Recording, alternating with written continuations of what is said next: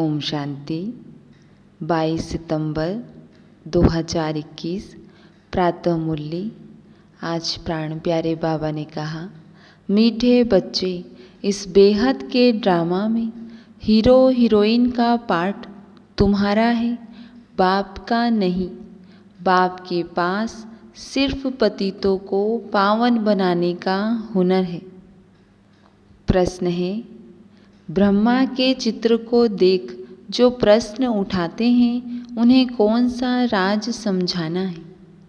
उत्तर है, उन्हें समझाओ कि यह आदि सो अंत वाली आत्मा है। जो फर्स्ट प्रिंस श्री कृष्ण है, उनके ही लास्ट जन्म में बाप आते हैं। यह पतित तन है, इन्हें ही पावन बनना है। यह कोई भगवान नहीं है। भगवान तो एवर प्योर है, उसने इनके तन का आधार लिया है। आज गीत बजा है, मुखड़ा देख ले प्राणी जरा दर्पण में, कितने पाप कितने पुण्य तेरे इस जीवन में। ओम शांति।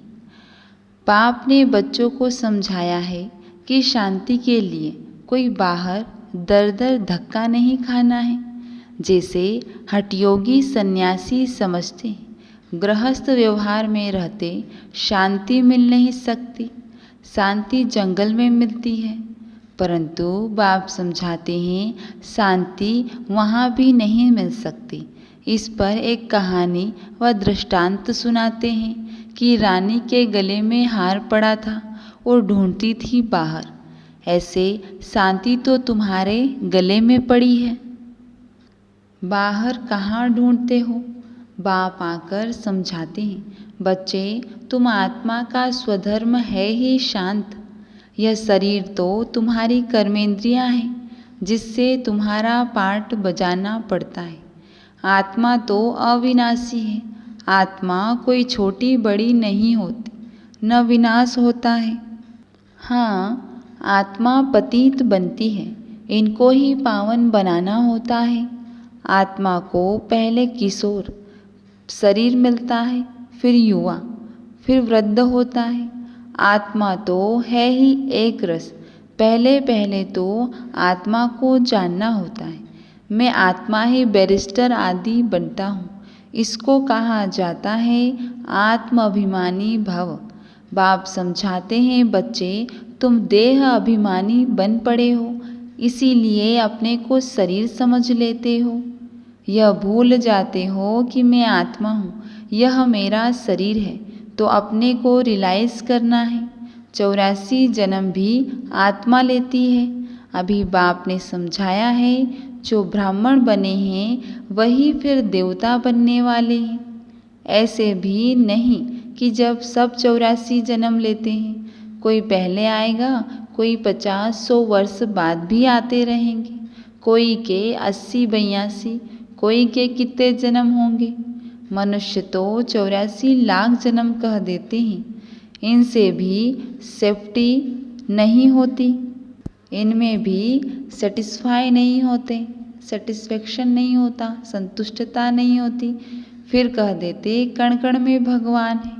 अब भगवान कहते हैं मैं किसी मनुष्य में भी नहीं आता हूँ, तो जानवर, पत्थर, ठिक्कर, कण कण में कैसे होगा?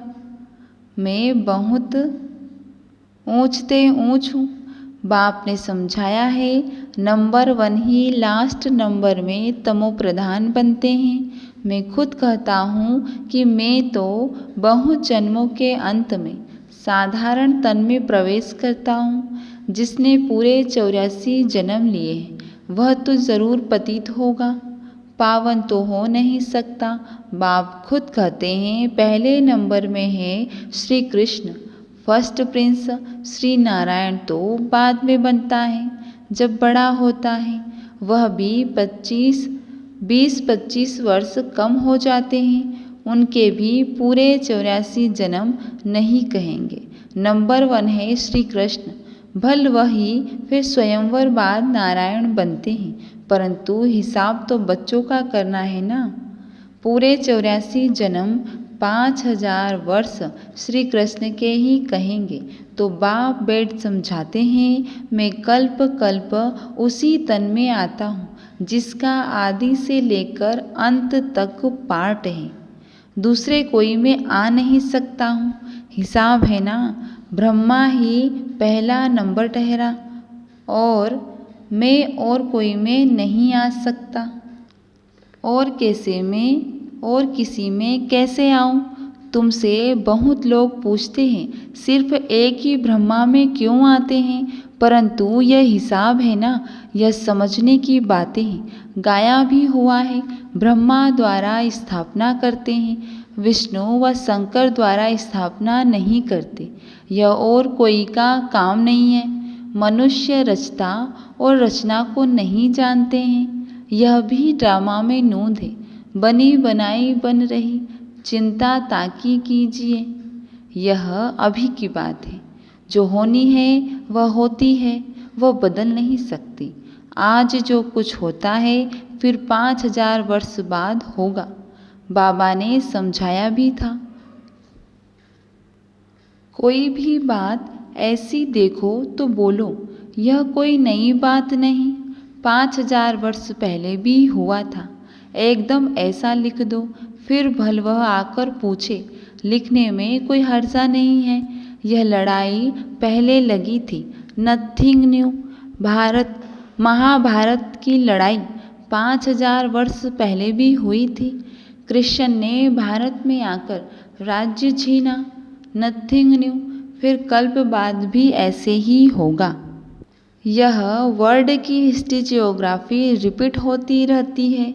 अब फिर से आदि सनातन देवी देवता धर्म की स्थापना हो रही है। जिनके 84 जन्म पूरे हुए हैं वही पहले नंबर में लक्ष्मी नारायण बनेंगे। यह सब राज बाप ही बैठ समझाते हैं। बाप कहते हैं, मैं मनुष्य सृष्टि का बीज रूप हूँ। इनको उल्टा झाड़ कहा जाता है। इस कल्प वृक्ष की आयु 5000 वर्ष है।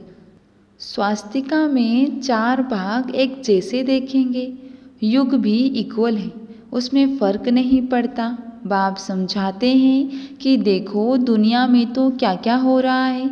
कोई मून पे जाते, कोई आग पर, कोई पानी पर चलना सीखते हैं। यह सब है फालतू, इससे कोई भी फायदा नहीं।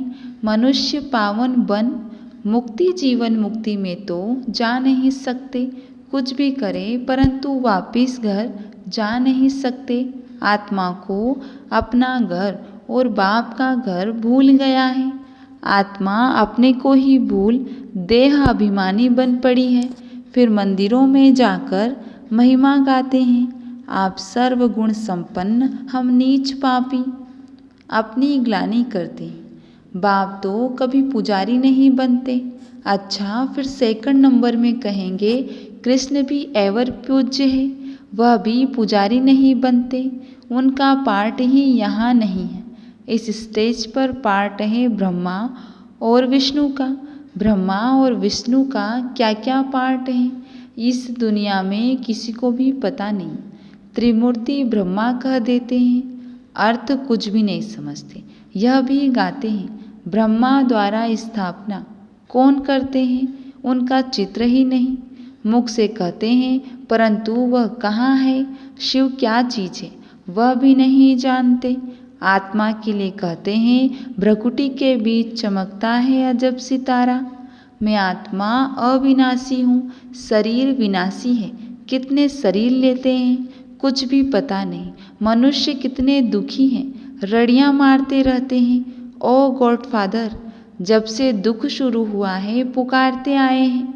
यह भी समझाया गया है, भारत में जब रावण राज्य शुरू होता है तो ऐसे नहीं और धर्मों में भी रावण राज्य हो गया नहीं। उनको तो अपने समय पर सतो रजो तमो में आना ही है। यह कहानी सारी भारत पर है। वह तो बाई प्लाट है, बाप बीच में ही आते हैं। भारत जब तमो प्रधान बन जाता है तो फिर सारा झाड़ तमो प्रधान बन जाता है। उनको भी सुख दुख भोगना है। झाड़ में नए नए पत्ते निकलते हैं, वह बड़े शोभनीय होते हैं। नयों को फिर सतो रजो तमो में ज़रूर आना है। पिछाड़ी में जो आते हैं उनका कुछ मान रहता है।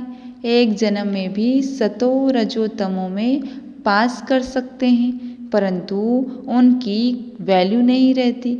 वैल्यू तो उनकी है जो हीरो हीरोइन का पार्ट बजाते। ऐसे नहीं कहेंगे बाबा ही हीरो हीरोइन का पार्ट बजाते हैं, बाबा के लिए नहीं कह सकते। वह तो आकर पतितों को पावन बनाते हैं, खुद पतित नहीं बनते। तुम पति से पावन बनने की मेहनत करते हो। श्रीमत पर राजयोग से ही राज्य मिला था, अभी तुम फिर ले रहे हो। बाबा कहते हैं मैं तो राज्य नहीं करता हूँ, तुमको राजाओं का राजा बनाता हूँ। अब दुनिया में मनुष्य कहते तो बहुत हैं, भगवान आज मैं तुमको राजाओं का राजा बनाता हूँ, परंतु उनका अर्थ न समझ, खुद नहीं समझते, न किसी को समझा सकते हैं। भगवान आज तो ज़रूर भगवान आया था, तब तो कहा होगा ना, हे बच्चों, भारत में ही शिव जयंती शिवरात्रि मनाते हैं। बाप आते भी हैं भारत खंड में, भारत ही अविनाशी खंड है। उनकी महिमा बहुत भारी है। जैसे बाप की महिमा अपरम अपार है, वैसे भारत की महिमा भी अपरम अपार है। भारत में ही परम पिता परमात्मा आकर सब मनुष्य मात्र की सद्गति करते हैं, सबको सुख देते हैं। उनका बर्थ प्लेस भारत है, जन्म स्थान भारत है। भारत ही प्राचीन देश है। भगवान राजयोग सिखलाने भारत में ही आया था, परंतु कृष्ण को भगवान कह देने से उनकी महिमा नहीं रही है। भगवान तो है ही एक, उनको ही सतगुरु कहा जाता है। बाकी गुरु तो ढेर हैं, कोई धंधा सिखलाने वाले को भी गुरु कह देते हैं। आजकल तो सबको अवतार मान लेते हैं, कुछ भी समझते नहीं। जब बिल्कुल पतित बन जाते हैं तब पुकारते हैं बाबा आकर हमको पावन बनाओ। बाप ही आकर सच्ची सच्ची अमर कथा सुनाते हैं। अब तुम्हारी बुद्धि में है कि हम 84 जन्मों में कैसे आते हैं। पहले अच्छा जन्म, फिर उतरते आएंगे। दुनिया की भी उतरती कला होती है। मनुष्यों की बुद्धि सतो रजो तमो बनती है। सतयुग से फिर थोड़ी थोड़ी उतरती कला शुरू हो जाती है। चढ़ती कला तेरे भाने सर्व का भला। सर्व का सद्गति दाता तो एक बाप है ना। वो गुरु लोग तो सिर्फ शास्त्र सुनाते हैं, सुनते सुनते गिरते ही आए हैं। बेहद का बाप आकर बच्चों से पूछते हैं, मैं तुमको इतना साहूकार बना कर गया, इतने हीरे जवाहरों के महल देकर गया, वह सब कहाँ गए। लौकिक बाप बच्चों को पैसे देते हैं, लेकिन बच्चे पैसे बर्बाद कर देते हैं तो बाप बुलाकर पूछते हैं ना, तुमने इतना पैसा कहाँ बर्बाद किया। बच्चों के पास पैसे होने से उड़ाते बहुत हैं। बाप धर्मात्मा है। बच्चे विलायत में जाकर लाखों रुपए उड़ा आते हैं, बाप कुछ कर नहीं सकता। बाप फारक्ती भी दे नहीं सकते, क्योंकि दादे की मिल्कियत है, परंतु अंदर जलते रहते हैं। बाप के मर जाने के बाद कोई कोई तो ऐसे गंदे बच्चे होते हैं, 12 मास में सारी मिल्कियत उड़ा देते हैं। वह है हद की बात। यह है फिर बेहद की बात। बेहद का बाप कहते हैं तुम इतने धनवान थे, विश्व के मालिक थे, फिर कंगाल क्यों बने हो। इतना धन कहाँ गया, क्या किया। बच्चों से ही बाप पूछते हैं, भारत को इतना साहूकार बनाया, सब पैसे कहाँ गए। फिर बाप ही बैठ समझाते हैं, भक्ति मार्ग में कितना खर्चा करते हैं, शास्त्रों आदि के पिछाड़ी कितना खर्चा करते हैं। माथा भी टेकते गए, टिप्पण भी घिस गई, पैसे आदि सब कुछ गंवा बैठे। यह है ड्रामा। हम तुमको साहूकार बनाते हैं, रावण तुमको कंगाल बनाते हैं। भारतवासियों को ही बाप समझाएंगे ना। भारत ही सोने की चिड़िया थी, इतना धन था जो दूसरे धर्म वाले लूट कर ले गए। ख्याल तो करो भारत क्या था, यह भी ड्रामा बना हुआ है। भारत ही हेवन, भारत ही हेल, अभी है नर्क। इसीलिए बाबा ने सीढ़ी भी ऐसी बनवाई है जो कोई भी समझे हम पतित हैं। छोटे छोटे बच्चों को भी चित्र पर समझाया जाता है ना, नक्शे बिगर बच्चे क्या समझे।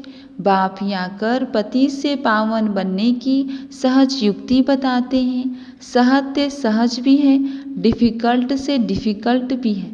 सतयुग में देही अभिमानी रहते हैं, आत्मा समझती है अब शरीर बड़ा हुआ है, यह पुराना चोला छोड़ दूसरा लेना है। जैसे साक्षात्कार हो जाता है, अब जाकर बच्चा बनना है, पुरानी खाल छोड़ देते हैं। यहाँ कोई मरता है तो रोते भी हैं, बैंड बाजा भी ले जाते हैं। सतयुग में तो खुशी से एक शरीर छोड़ दूसरा लेते हैं तो शादमाना बनाते हैं। यहाँ कितना अफसोस करते हैं, कोई मरता है तो कहते हैं स्वर्ग पधारा, तो इसका मतलब नर्क में था ना। अभी तुम पुरुषार्थ कर रहे हो स्वर्गवासी बनने के लिए। बाप तुमको स्वर्गवासी बनाते हैं। बाप आते ही हैं जीवन मुक्ति देने, रावण के बंधन से छुड़ाए जीवन मुक्त करते हैं। बाप कहते हैं मैं कल्प पहले मुआफिक आकर राजयोग सिखलाता हूँ, कल्प कल्प ब्रह्मा के ही तन में आता हूँ। तुमको ब्राह्मण जरूर बनना है, यज्ञ में ब्राह्मण तो जरूर चाहिए ना। यह है राजस्व अश्वमेघ अविनाशी गीता ज्ञान यज्ञ। इस रथ को स्वाहा करना है, अश्व इस रथ को कहा जाता है। राजस्व स्वराज्य के लिए यह सब अश्व अर्थात शरीर इसमें स्वाहा होने हैं। आत्मा तो स्वाहा नहीं होगी, आत्माएं हिसाब किताब चुकतू कर चली जाएंगी, फिर नए सिर सबका पाठ शुरू होगा। इनको कहा जाता है हिस्ट्री जियोग्राफी रिपीट। बाप आते ही हैं नई दुनिया स्थापन कर पुरानी दुनिया खलास करनी। यह एक ही महाभारत लड़ाई है जो शास्त्रों में गाई हुई है, तो समझाना चाहिए इस लड़ाई से यह स्वर्ग के द्वार खुलते हैं, इसीलिए इनका गायन शास्त्रों में। अच्छा, मीठे मीठे सिखिल दे बच्चों प्रति माता पिता बाप दादा का याद प्यार और गुड मॉर्निंग। रूहानी बाप की रूहानी बच्चों को नमस्ते, और हम रूहानी बच्चों की रूहानी बाप दादा को याद प्यार गुड मॉर्निंग नमस्ते। धारणा के लिए मुख्य सार है, बीती बातों का कभी भी चिंतन नहीं करना। जो बात बीत गई नथिंग न्यू समझ भूल जाना है। इस राजस्व अश्वम यज्ञ में अपना तन मन धन सब स्वाहा कर सफल करना है। इस अंतिम जन्म में संपूर्ण पावन बनने की मेहनत करनी है। आज बाबा ने वरदान दिया, मास्टर त्रिकालदर्शी बन हर कर्म युक्ति युक्त करने वाले कर्म बंधन मुक्त भव। जो भी संकल्प बोल व कर्म करते हो यह मास्टर त्रिकालदर्शी बनकर करो, तो कोई भी कर्म व्यर्थ व अनर्थ नहीं हो सकता। त्रिकालदर्शी अर्थात साक्षीपन की स्थिति में स्थित होकर कर्मों की गुह्य गति को जानकर इन कर्मेंद्रियों द्वारा कर्म कराओ तो कभी भी कर्म के बंधन में नहीं बंधेंगे। हर कर्म करते कर्म बंधन मुक्त कर्मातीत स्थिति का अनुभव करते रहेंगे। आज के मूल्य से स्लोगन है, जिनके पास हद के इच्छाओं की अविद्या है वही महान संपत्तिवान है। अच्छा, ओम शांति।